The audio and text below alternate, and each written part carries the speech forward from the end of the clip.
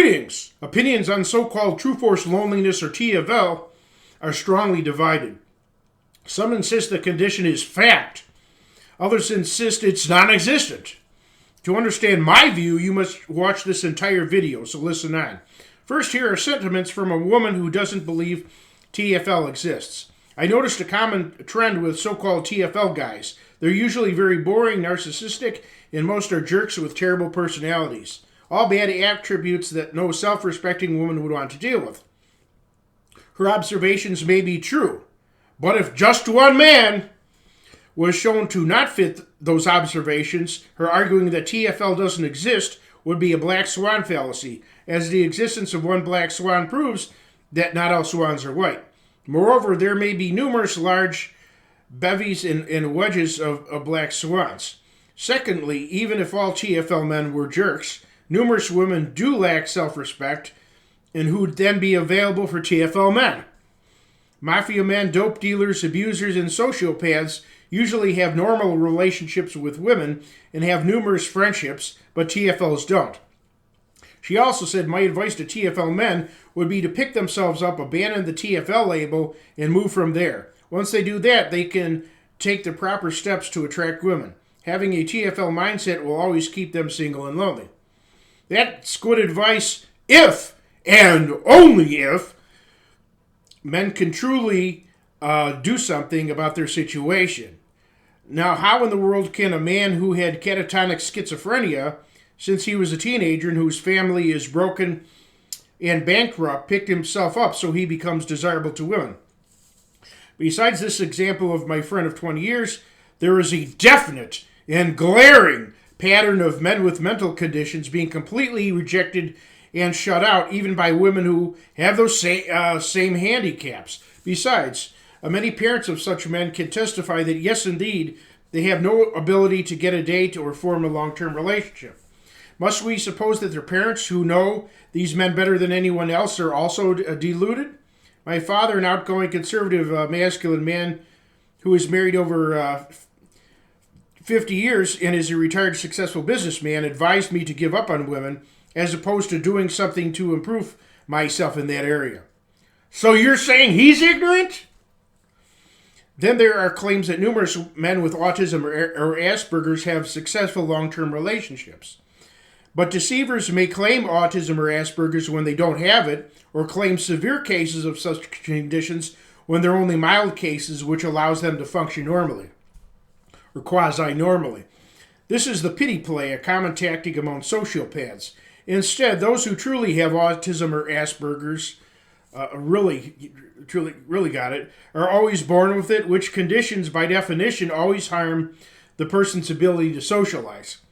So what makes my view different is that I have identified males that wrongly identify as TFL, where they can change their attitude and situation, and those who truly qualify as TFL, as opposed to the condition either being always fictitious or always true. First, ask yourself if you have a characteristic that may make your TFL claim false. Do you have a bad temper around women?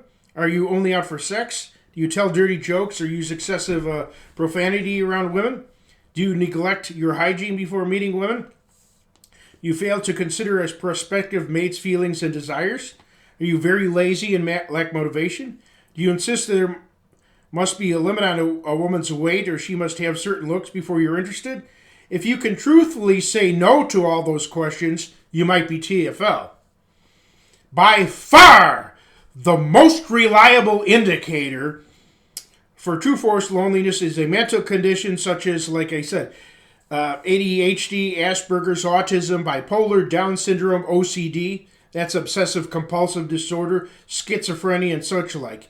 You might have at least a mild version of one of these conditions, even if you're totally unaware of it. Another glaring indicator is a man being strongly disliked by most other men as well. Being popular with other men would be inconsistent with TFL. Of course, love, respect, and affection are earned and not given for nothing, but there are many cases where it was earned but still withheld. A final sentiment from a woman who denied that TFL exists. Of course, women don't owe men anything, and men don't owe women anything. Therefore, nobody can force anybody to be alone. Nay, rather, this modernist idea is one of the most blatantly false doctrines in existence. It should be obvious that men and women were designed to be dependent on each other from how their bodies were created. They had no choice but to owe their lives to one another until proper gender roles were destroyed by modern craziness and perverted technology such as artificial insemination. In conclusion, the denial that true forced loneliness exists is a method of self-deception used to mask the fact that all women might be either bigots, ignorant, or both. Are there black swan exceptions? I've never found one. Though all men and women have become degenerate, since we're all dirty sinners, most women have in addition departed much further from God's plan. Now here's why it's good to identify as TFL if you are such. For some men, it's no easier to find a mate by doing their best to seek and please a woman than it is to find a woman by continuously banging their head against a wall. And your basic personality can never change. By no longer trying, you save yourself a large amount of time. You save yourself money, and you save yourself from great aggravation and depression and whatnot. And what's even better than identifying as TFL is identifying as a man who goes his own way, a path away from insane society. Here are some things to be thankful for. If you are TFL, incel, or something similar, you are avoiding women who are completely selfish and self-serving. Some such women are easily known by their declaring that they expect to be treated like princesses or queens, or even goddesses, or they want to be spoiled. All men should avoid such women like they avoid rattlesnakes. There are no princesses or queens walking around the USA, though it looks like the dodo bird didn't actually go extinct.